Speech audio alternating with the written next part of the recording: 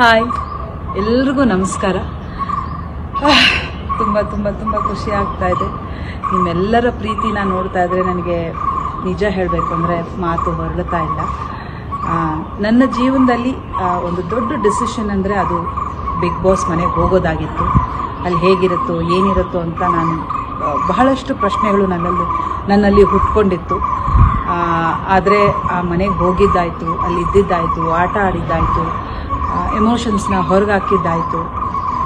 ಆದರೆ ಇವತ್ತು ಹೊರಗೆ ಬಂದಮೇಲೆ ನನಗೆ ಅನ್ನಿಸ್ತಾ ಇರೋದು, ಬಿಗ್ ಬಾಸ್ ಮನೆಗೆ ಹೋಗಿ ಬಂದಮೇಲೆ ನೀವು ಗಳಿಸಿದ್ದಾದರೂ ಏನು ಅಂತಂದರೆ ಅದು ನಿಮ್ಮೆಲ್ಲರ ಪ್ರೀತಿ, ನಿಮ್ಮೆಲ್ಲರ ಮನಸ್ಸು ನಾನು ಗೆದ್ದಿದ್ದೀನಿ.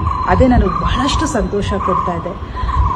ಅದಕ್ಕೆ ನಾನು ನಿಮಗೆ ಎಷ್ಟು ಕೃತಜ್ಞತೆ ಹೇಳಿದ್ರೂ ಸಾಲದು.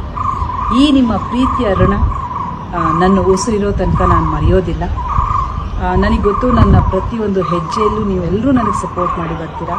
ಆದರೆ ಬಿಗ್ ಬಾಸ್ ಮನೆಯಲ್ಲೂ ಕೂಡ ಈ ಮಟ್ಟಕ್ಕೆ ನೀವು ಹೆಲ್ಪ್ ಮಾಡ್ತೀರಾ ಅಂತ, ಈ ಮಟ್ಟಕ್ಕೆ ನೀವು ನನಗೆ ಸಪೋರ್ಟ್ ಮಾಡ್ತೀರಾ, ಈ ಮಟ್ಟಕ್ಕೆ ನನಗೆ ಪ್ರೀತಿ ಕೊಡ್ತೀರಾ ಅಂತ ನಿಜವಾಗ್ಲೂ ನನಗೆ ಗೊತ್ತಿರಲಿಲ್ಲ.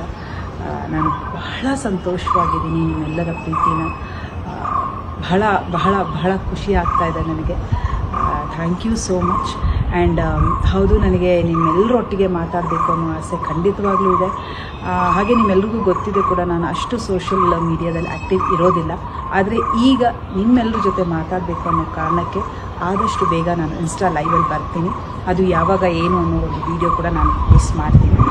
ಸ್ವಲ್ಪ ನನಗೆ ಟೈಮ್ ಕೊಡಿ. ಇನ್ನು ನಾನು ನಿನ್ನೆ ಬಂದಿದ್ದೀನಿ, ಮನೆಯಿಂದ ಹೊರಗೆ ಬಂದಿದ್ದೀನಿ.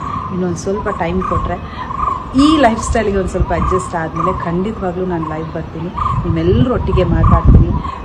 ಇನ್ಫ್ಯಾಕ್ಟ್ ನಿಮಗಿಂತ ಜಾಸ್ತಿ ನಾನೇ ಕಾಯ್ತಾ ಇದ್ದೀನಿ ನಿಮ್ಮ ಜೊತೆ ಎಲ್ಲ ಮಾತಾಡೋದಕ್ಕೆ.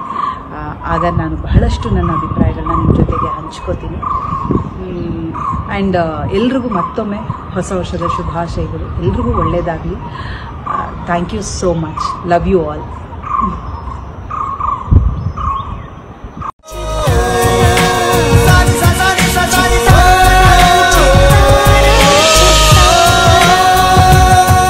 ಕನ್ನಡಿಗರ ಮನೆ ಮಾತಾಗಿರುವ ಸಿನಿ ಪತ್ರಿಕೆ ಚಿತ್ತಾರ, ಕರ್ನಾಟಕದ number 1 readers choice entertainment magazine.